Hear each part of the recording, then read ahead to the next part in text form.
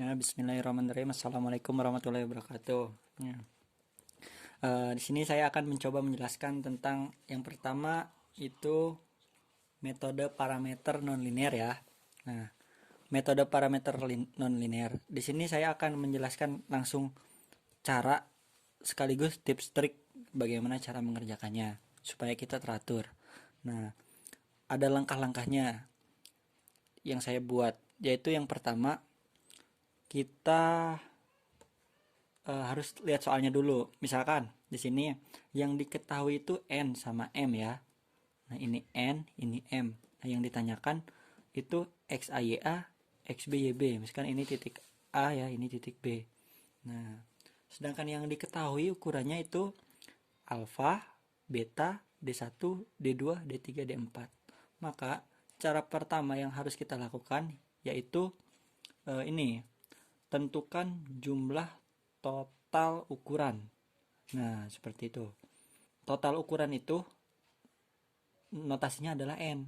Nah, berarti berapa? Ya benar, 6. Meliputi apa aja? 6 alfa, beta, D1, D2, D3, D4. Nah, seperti itu. Nah, selanjutnya kita menentukan U. U itu adalah parameter. Nah, parameter ini biasanya merupakan soal yang ditanyakan, seperti itu. Contoh, dalam suatu cerita biasanya ditanyakan berapakah nilai XA, YA, atau XB, YB. Nah, itu merupakan parameter biasanya. Nah, parameternya apa aja di sini? Yang ditanyakan apa? Ada XA, YA, XB, YB. Berarti U-nya adalah ya benar 4. Nah, seperti itu. Selanjutnya, kita menentukan nilai L.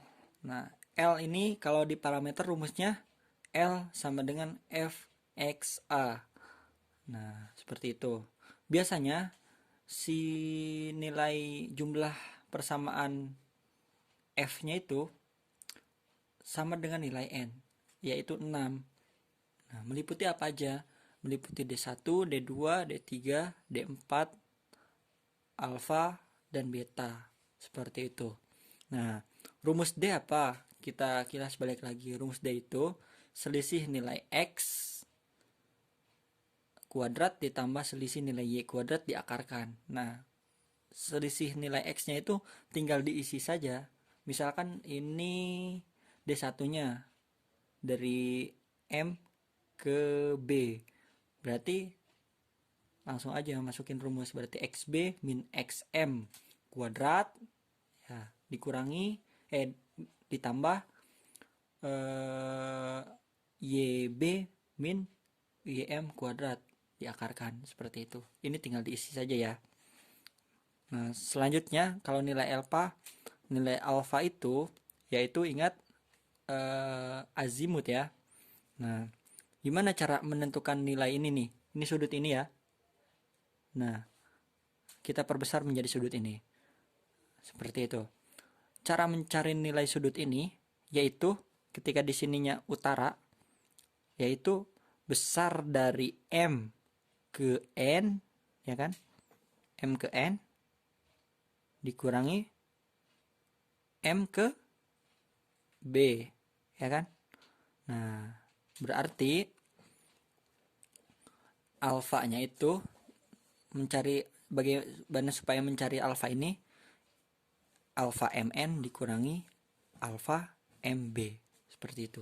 Makanya jadi nilai alfa ini. Maka sama dengan arkestan MN. Nah, ini tinggal diisi saja ya. Nilai X sama Y-nya sudah ada di rumus, tinggal diisi saja nanti. Dikurangi arkestan MB. Begitupun juga dengan B, sama saja seperti itu. Misalkan utaranya di sini ya. Nah, cara mencari nilai B ini kita ini kan dari sini kita perbesar ke sini, yaitu sudut dari sini sampai ke sini dikurangi, berarti sudut dari sini sampai ke sini apa? Ya betul, NA dikurangi alfa beta M sampai sini ya, sampai garis ini, berarti M ya, betul. Berarti alfa NA dikurangi alfa NM. Nah, nilainya berarti argestan Na min argestan Nm, seperti itu. Nah, berarti kalau sudah tahu ya, kita masuk ke model linearnya. Model linear, model non linear. Nah, ingat model non linear itu merupakan daerah Taylor.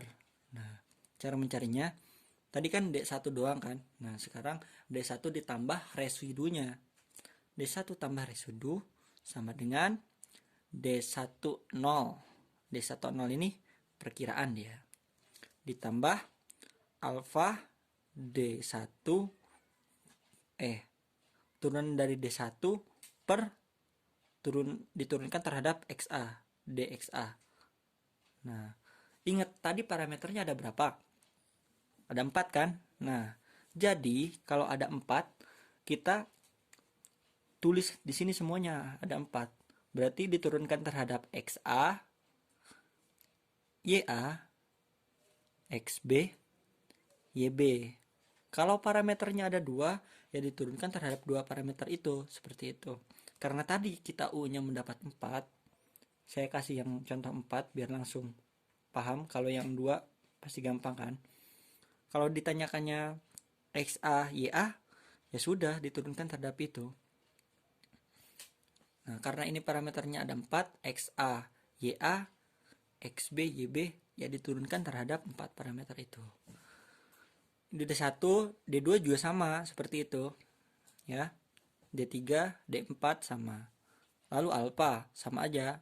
Alfa tambah V5 sama dengan alfa 0 ditambah di sini berarti apa? Nah, alfa ya per XA kan, diturunkan terhadap XA, D XA.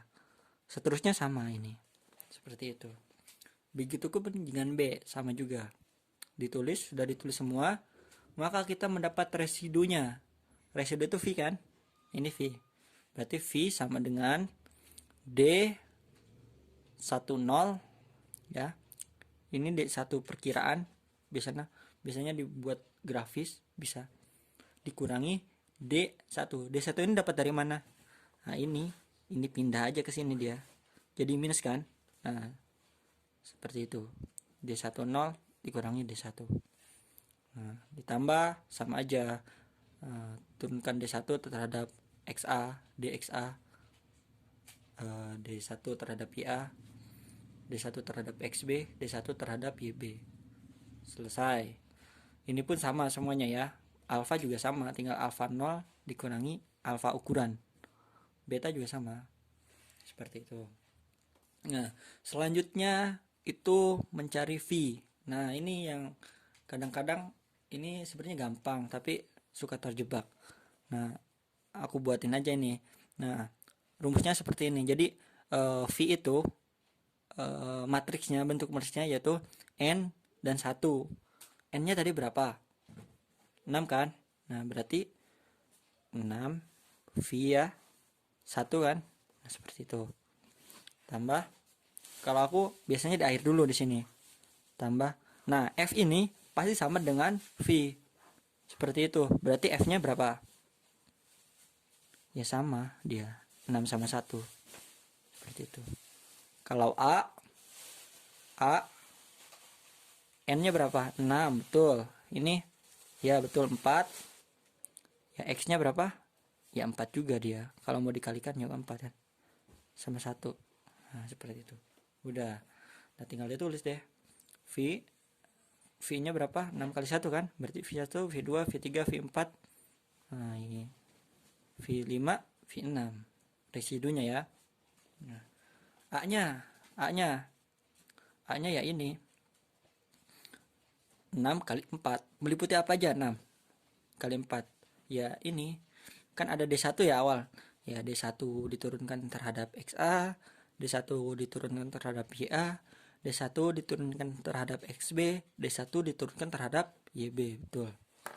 Nah, seperti itu ya. Nah, ini gimana sih cara ngerjainnya? Ingat lagi, kemarin kan udah dikasih PR kan? Cara apa? Linearisasi seperti itu.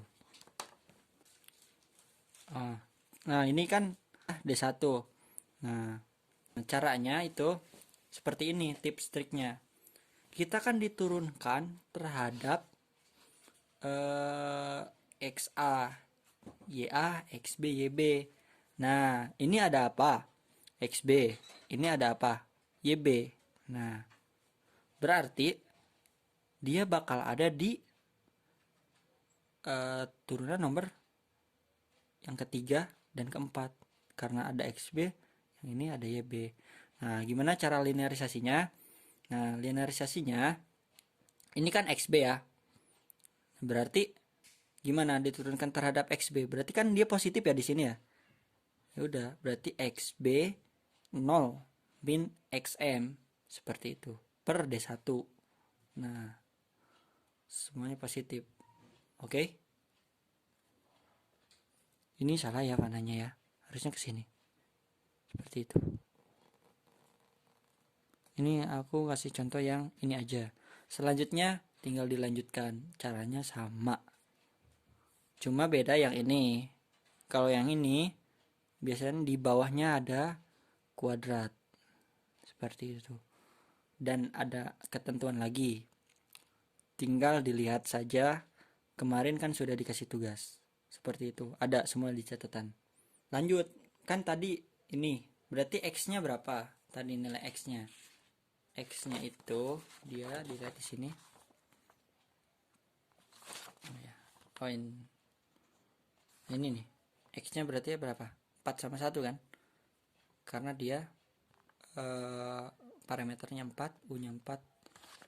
Berarti ini 4 1.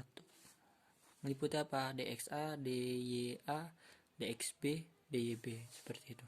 F-nya berapa? F-nya 6 kali 1 karena dia sama kayak V. Seperti itu. Lanjut. Nah, ini kan X ya 4 1 kan. 4-nya itu dari parameternya. Yang dicarinya XA, YA, XB, YB seperti itu. F-nya 6 kali 1, ingat aja V. V itu pasti sama dengan F matriksnya. Nah, D1 0 min D1 dapat dari mana? Dapat dari tadi yang ini nih. Yang mana ya? Nah, yang ini loh. Nah, ini tuh nilai F. D1 0 min D1 ukuran. Sama semuanya. Seperti itu. Oke. Nah, ini udah ada contohnya ini. Ini adalah nilai F. Seperti itu. Nah, P-nya itu matriksnya 6 kali 6. Seperti itu. Nah, ini tinggal berdasarkan jumlah ukuran. Karena jumlah ukuran kita 6 tadi, maka matriksnya P-nya itu 6 kali 6. Ya. D1 kuadrat dikuadratkan, D2 kuadrat sampai yang terakhir B. Nah, tinggal nilai estimasinya. Nilai estimasinya ini saya nggak menjelaskan kalau angka-angkanya, tinggal masukin aja sih. Yang penting paham konsepnya di sini ya. Nah, nilai estimasinya X estimasi sama dengan X0 plus X seperti itu, sama dengan XA ya, kan tadi ada A XA 0 ditambah DXA perpindahannya seperti itu, YA ditambah DYA seperti itu, dan selanjutnya ada 4. Nah, mungkin sekian untuk penjelasan dari metode parameter nonlinear. Mohon dipahami karena apa ya, semua konsep itu sama, cuma nanti beda cara doang, tapi konsep cara mengerjakannya, langkah-langkahnya itu hampir sama semuanya seperti itu. Cuma mungkin antara metode kondisi sama kombinasi itu nanti variasi, cuma sedikit berbeda di misalkan ada syarat-syarat tertentu seperti itu, tapi secara konsep itu sama.